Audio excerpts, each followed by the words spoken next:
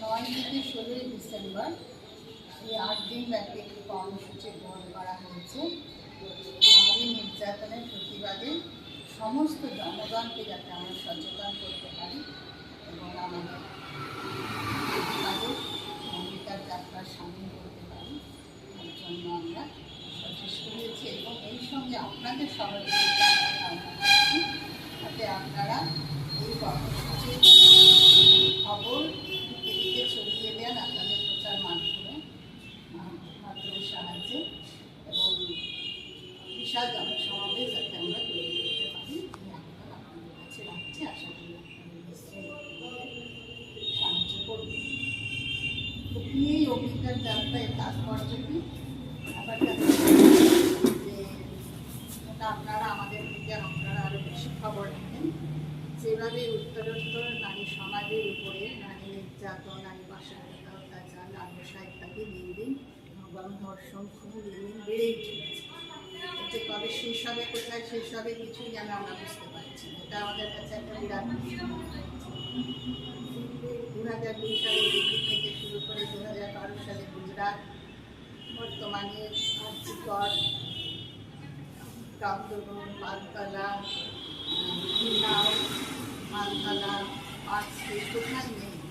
বর্তমানে বীরভূম, দুর্গাপুর, পাঁশকুড়া সর্বত্রই দেখা যাচ্ছে দিল্লি বেড়েই চলেছে।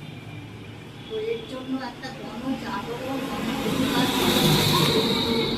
সংস্কার তখনই হয় যখন মানুষের মধ্যে সচেতনতা তৈরি হয়, গণজাগরণ হয়, তখনই সমাজ সংস্কার সমাজের কলুষিত দূর হয়। এবং এক্ষেত্রে আমরা নারীদেরই বিশেষ করে চাইছি, তবে গণমত নির্বিশেষে সমাজের সর্বস্তরের মানুষকে আমরা একে সহযোগিতা করার জন্য আহ্বান জানাচ্ছি। শুধু সেটা শহর ভিত্তিক, মানে সাধারণত দেখা যায় যে খবরগুলো শহর ভিত্তিক, গ্রামে গঞ্জে কিন্তু এই ঘটনাগুলো একদমই পিছিয়ে নেই। সেগুলো সংবাদ মাধ্যমের সামনে সবসময় আসে না, লোকলজ্জার ভয়ে বা প্রভাবশালী ব্যক্তির প্রভাবে সেগুলো চাপা পড়ে। আমরা চাই গ্রামেও সচেতনতা বৃদ্ধি করতে এবং আমাদের স্বেচ্ছাসেবী দল গ্রামে গ্রামে কর্মসূচি করছে এবং তাদের সমর্থন আমরা পাচ্ছি। বর্তমানে চাই যে রাজ্য করে যে ঘটনাটা ঘটেছিল শুধু আমাদের পশ্চিমবঙ্গ না, সারা দেশ এবং দেশের বাইরে 136টা দেশ কিন্তু এই জাগরণে রাস্তায় প্রতিবাদ করেছিল, যার জন্য কিছুটা হলেও আমরা বলবো না যে খুব একটা ভালো প্রতিকার পেয়েছি, কিছুটা হলেও পেয়েছি। আপনারা যা প্রচার করেছিলেন যে একজন মনীষা প্রসাদের অপসারণ হলেও একজন দুর্নীতি করে, অসংখ্য রকমের দুর্নীতি ছিল, তাকে জেলে পাঠানো হয়েছিল, সেক্স র্যাকেট থেকে শুরু করে কিছু ডেড বডি পাচার শুনেছি। হাসপাতালে যে এত কিছু দুর্নীতি হতে পারে আমাদের কোনো ধারণাই ছিল না, আপনারাই সেগুলো আটকে এনেছিলেন। তো এইসব প্রতিবাদগুলো চালিয়ে যেতে হবে আমাদের, এছাড়া আর কোনো উপায় দেখা যাচ্ছে না।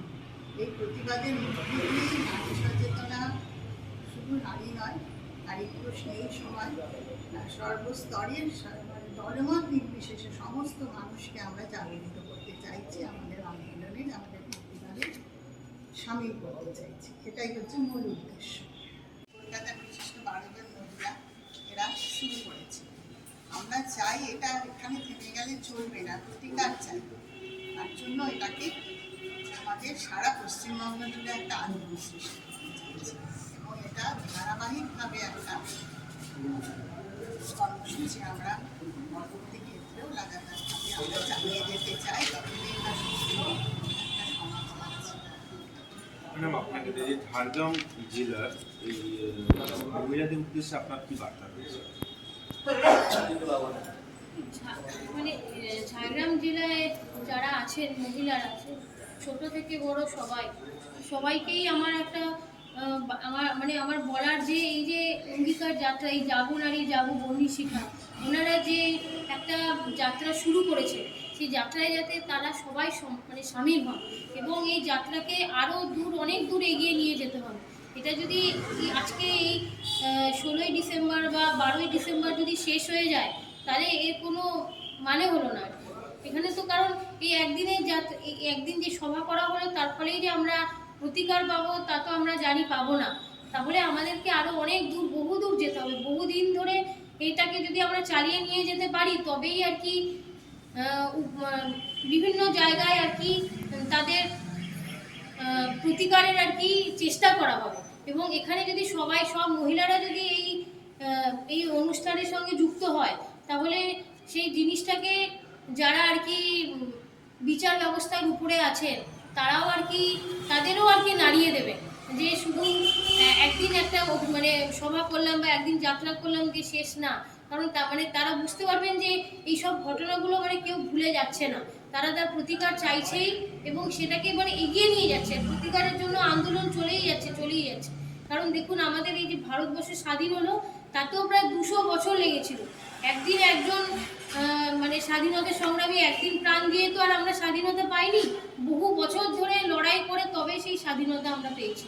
তাহলে এটাও তো সেই রকমই একটা অত্যাচার। সেই অত্যাচার থেকে মুক্তি পেতে হলে আমাদের আরও অনেক দিন ধরে মানে এই অনুষ্ঠান কর্মসূচি চালিয়ে যেতে হবে। আমি সব মানে মা বোন যারা আছেন, বন্ধু বান্ধবী, সবাইকে আমি আহ্বান জানাচ্ছি তারা যেন সবাই এবং স্বইচ্ছায়, তাদের কাউকে আমরা জোর করছি না, তারা যেন স্বইচ্ছায় সব কিছু বুঝতে পেরে আমাদের এই মানে কর্মসূচিতে অংশগ্রহণ।